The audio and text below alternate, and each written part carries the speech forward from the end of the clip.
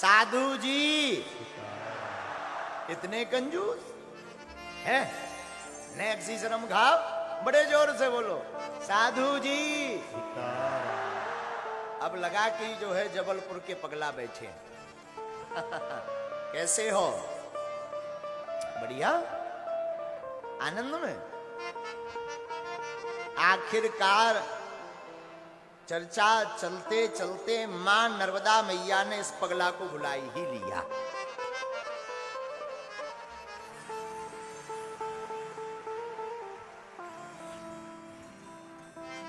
बड़ी कृपा मां नर्मदा मैया की। धन्य भाग्य हमारे कि हमको 7 दिन तक मां नर्मदा मैया की गोद में विराजने का एक सौभाग्य प्राप्त होगा और जो भी टूटी फूटी वाणी है उससे सेवा करने का मौका मिला।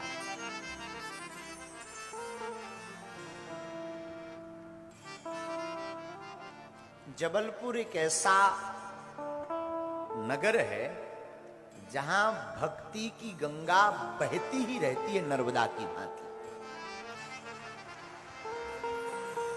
कभी कोई महापुरुष तो कभी कोई महापुरुष तो कभी कोई महापुरुष यहां पर लुटाने चला ही आता।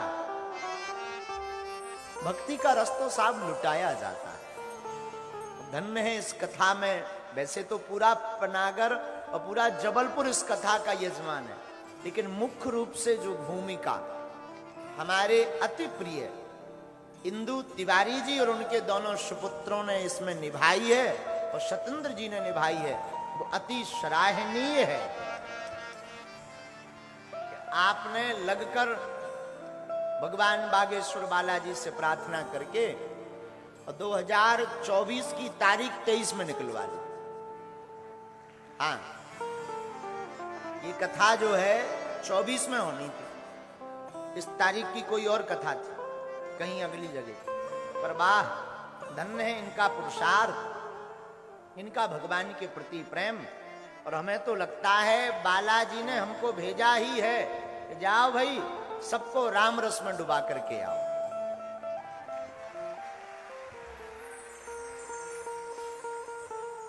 यहां आकर हम बड़े आनंदित हैं, बहुत ही प्रसन्नचित्त हैं। 7 दिन तक, वैसे तो आपने कहा था, तिवारी जी ने कहा था गुरुजी राम कथा 9 दिन की सुनाओ। अब कब राम कथा से भागवत हो गई हमें खुद नहीं पता। सच बता रहे, हम तो राम ही कथा के भरोसे चले थे। हमें रास्ते में खबर आई, हमने कहा भाई होना क्या है, तब रास्ते में बताया महाराज जी भागवत होना।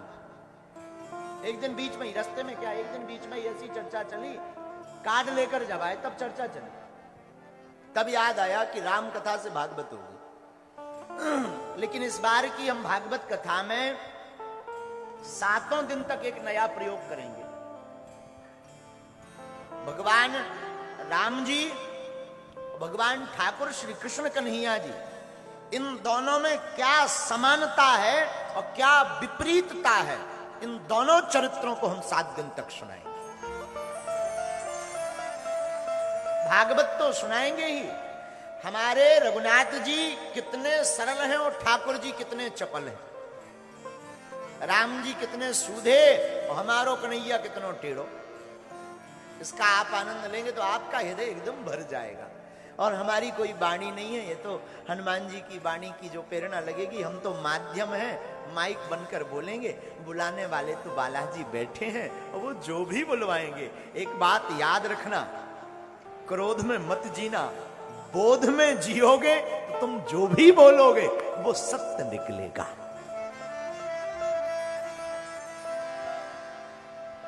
इंसान घाटा बेहोशी में खाता है, बेहोशी भी नहीं, खुमारी में।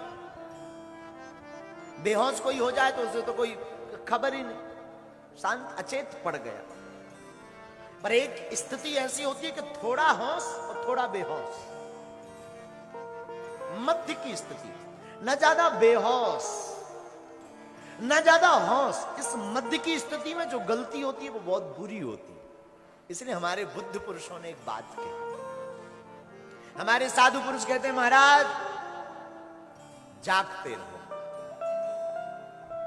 जोश में नहीं होश में जियो।